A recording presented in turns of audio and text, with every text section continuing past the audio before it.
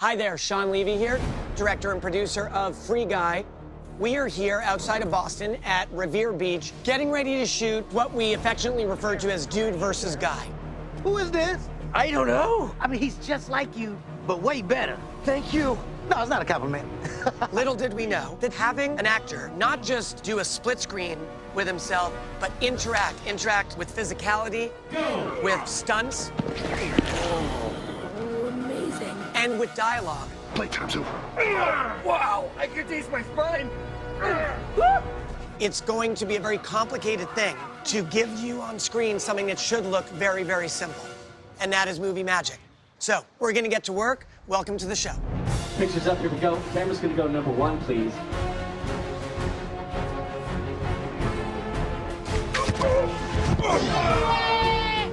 Three, two, one, action! Face replacement. Aaron's gonna step out just for a second, guys. Here come the balls. And rolling on the balls, please. Rolling. I'm here with Swen Gilberg, who's our visual effects supervisor. When I came to you and I was like, Ryan and I have this idea that Ryan will fight a bigger, badder version of himself. What was the first thought that went through your head? First thought was, ooh, that's gonna be hard. Was it terror mixed with excitement? It's terror and excitement. But Okay, like 50-50? 50-50. And blam, blam. You also didn't want to do multiple passes, you didn't want to do motion control. Cut. Let me actually pause there. So in olden times, like last year, the way you would normally do the same actor in the scene with himself is you would do what's called motion control, which is you would shoot the scene with a camera that memorizes its move. And you would do it with the actor playing one part, and then they'd have to go away and change their makeup and their wardrobe and all that, and then you'd have to do that same move in a second pass. It's time consuming. It's a pain in the butt. It's a pain in the butt, Nope. and you're asking your actor to act with nothing. So in order to not do a motion control, it either needs to be a head replacement or a face replacement, which is very challenging Traditionally, that's almost always been done with quite a bit of movement. and very quick. Slowly up. What we wanted was a lot harder because we wanted longer shots, linger on the face, and have Ryan Reynolds doing dialogue as Dude, which has not been done. Not very successfully in the past. Right. You're focusing it all on body, but remember, this is his face, but whiter teeth, blue eyes, prettier blonde hair. Okay. So take them all. Everything is. Yes, sir. Yeah. We wanted someone who would make 6'2" Ryan Reynolds, who isn't exactly lanky, look puny. How did you go about finding a guy who was big enough to make Ryan look small? Well, the first thing is you kind of want to look towards the stunt pool because it is a very action-oriented role. So And meaning the pool of stuntmen that are known to us already, Yeah, right? so I think the biggest guy I really had was 6'4", but you know, that relationship difference between Ryan and that stunt guy wasn't really big enough. And Yeah. so at that point, we kind of had to open our eyes a little bit to looking at the internet. Hold on. Is that that's It is. Yes! And I literally was looking up just big bodybuilders. And I think Aaron was one of the first people that popped up. I'm 6'7". I've been hanging around 310, 315. That's like you plus me plus another man. Yes. I like to work out 6 days a week. I do a low volume, high intensity training. I lift heavy weights for a short period of time. On top of that, when it comes to my nutrition has to fit my training. There's a whole bunch that goes into it. Don't get me started or we'll talk about that all day. If we do our job right, this will look like Ryan Reynolds in this new improved body.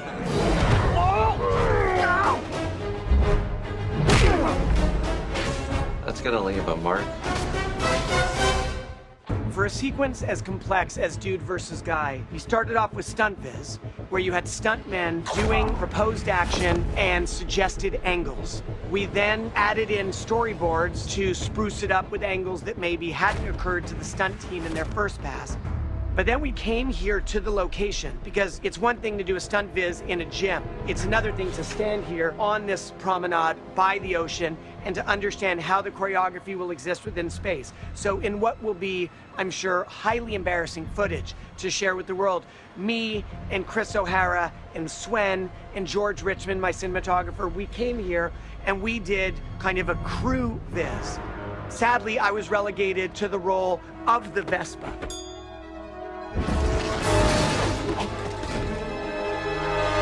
He's gonna hit you. I don't think so. What we ended up with is this kind of collage of different iterations of the sequence. These are cells from the stunt viz. These are storyboards. These are our poor man's crew reenactments. All it is various ways of scratching at ideas, exploring ideas, so that by the time you watch it in theaters, we're giving you the coolest possible sequence. We're adding to it! They're supposed to be going away, but we're adding more! I'm also really good at drawing. That's the back of a head. What we're gonna shoot today are a series of events where we really lean into the unrealistic force of Dude, so that when Guy finally comes back and makes a fight of it, he's really been the underdog up to that point. This is my first movie. For me, as a bodybuilder, performing was always my opportunity to showcase, you know, my physique in my best light. But with this, I know they're gonna make me look great, and the whole thing's gonna be great. And I just can't wait to see that. We're set and go! How did you go about choreographing the action to really accentuate the fact that Dude is a behemoth compared to Guy? Just his physical presence kind of dictated who we felt that Dude should be as far as just his physical action. Okay. And so just big, strong, powerful stuff to kind of showcase what you see physically. Then grab it. Good on reference. Cut on that. Now let's bring in Aaron. I'm this bad guy, and all I do is whip a bunch of ass, and like I'm invincible, you know? I mean, it's like every man wants this role. It's great. Whoa. Cut. Yeah. Good catch. Oh shit, that's a death blow. One of the things that I'm really learning with all of this is there's so much more that goes into special effects than I ever knew about. I always thought that it was just like, oh, it's CGI. But it turns out there's so much stuff that you have to do to prepare so that, you know, you still have that real feel. Very good. Let's do that again, Aaron. Good job. We're inside a video game, so when Dude picks up Lil Rel, it's going to be assisted by a crane and a harness and a cable, so that the interactivity of Dude and Guy is paranormal, pushed reality, like augmented 25%. He's going up, guys. Make sure everybody's ready. 3, 2, 1, up. We practiced this in rehearsal a while back. Does that feel like a good height, Chad? But the other day, they just asked me if I could pick him up without the wires, and I was so confused. I said, you want to pick him up over my head like this? Everybody started laughing, you know? And they're like, no, we just want you to see if you can pick him up like this. And I'm like, I mean, I could do it. Playtime's over. Oh, my DP is pointing to Sun. So we're gonna get going, so here we go. There we go. Slow motion, left cross. Boom, and then okay, that's gonna work.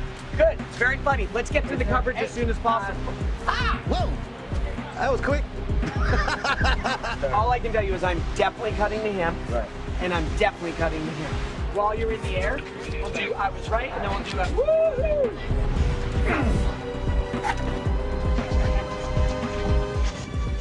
Go!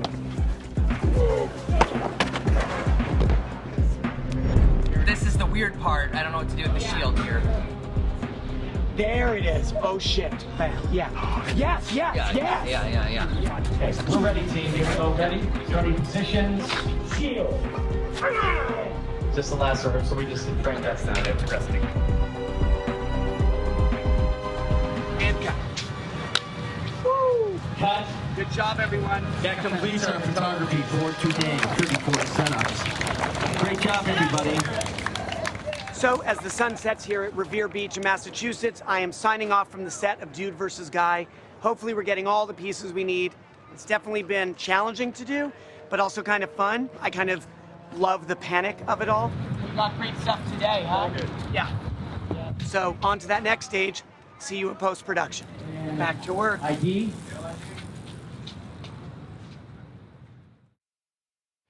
Hi, welcome to post-production. We're here in Los Angeles now at a company called Lola. I feel so safe in here. You've already seen how Aaron acted the part of Dude physically in Boston. Yeah! Now we're here 3 months later. We've edited the movie and we have a sense of how the scenes between Guy and Dude are gonna play. So I'm here with Ryan and we're going shot by shot, every single shot of Dude's. Ryan is doing the face of Dude that will go on the body of Aaron. And today we're gonna show you how it's done. Can you throw this love on me quick? Do we need my hair to go back, or is it okay like this? It's okay like that. I don't need it. Yeah, okay, cool. One of the fun things about this job as a director is different movies kind of necessitate that you educate yourself about different new things. So before Real Steel, I'd never done a certain kind of mocap to create those robots. On this one, while there's been face replacement in a lot of movies, there has not been many movies where the face replacement is thorough enough and evolved enough to handle dialogue. Catchphrase. Matching human dialogue is a very difficult thing to do because all of our brains are trained to see humans, and so we see any flaw. For example, Gollum was one of the first 3D talking characters. Because he wasn't really human, your mind lets it go. But as soon as you're looking at a human face talking, Playtime's over. Catchphrase. I don't know what that is. every little flaw becomes a problem. So really lining it up and matching it has always been a problem. Mr. Reynolds, while they're setting focus, can you give me a countdown from 10, please? Yeah. 10, 9, 8, 7, 6, 5, 4, 3, 2, 1. Call me Ryan. Hi, Ryan. Hi, buddy. The Lola egg is a dome covered in LED panels. All the LED panels are pre-programmed to light the character as if he were lit on the day.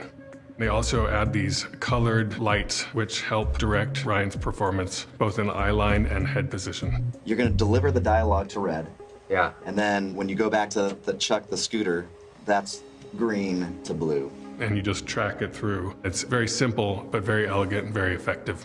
Let's bring blue over. Yep.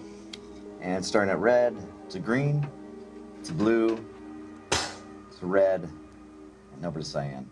Is that cyan or is that? That's the first one. This one? Yes. Yes. All that for that? Really? Yes. It's really important that you get the lighting and the angles just right. So it goes boom, boom, boom, boom. Cheat it more. More to your left. Let's do it again, and we can go half speed. Starting at red, action, to green, to blue, to cyan, to blue, to magenta. Then there are 6 red cameras pointing at every direction around to capture every angle of Ryan's face. There are 3 things I love in life. Kicking ass, TBD, third thing here.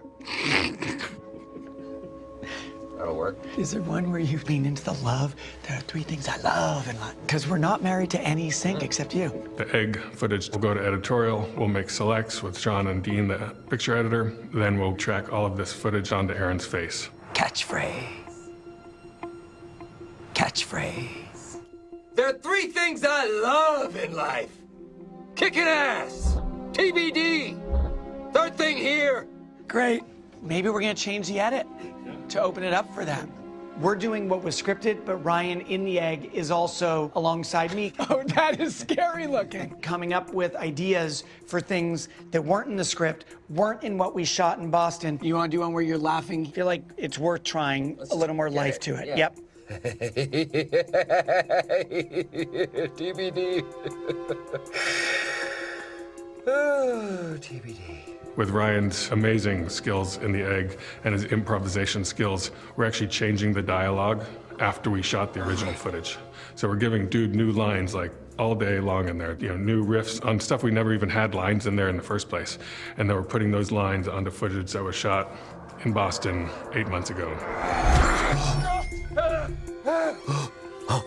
Do you see them all now?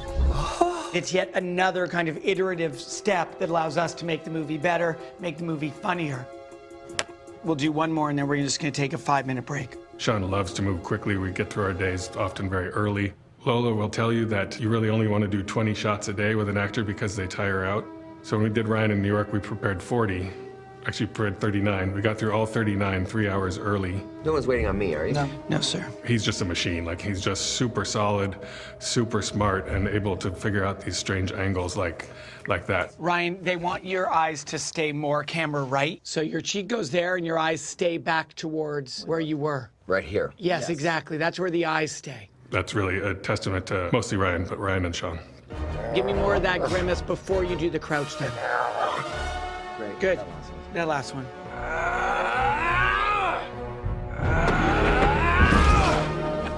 Great, Ryan. So now by the time you see the movie, it will be Ryan versus new and improved. Not true. I gained 312 pounds for this film. My dedication is endless. You know it. Tell That's true. So he didn't want me to advertise the work that he put into it, but really his commitment is ridiculous. And it is all him. You're great, dude. I just missed my best friend. He wore a shirt and could complete a full sentence. I could bench press a sentence. Yeah, that's totally not the same thing at all. Harder laughter!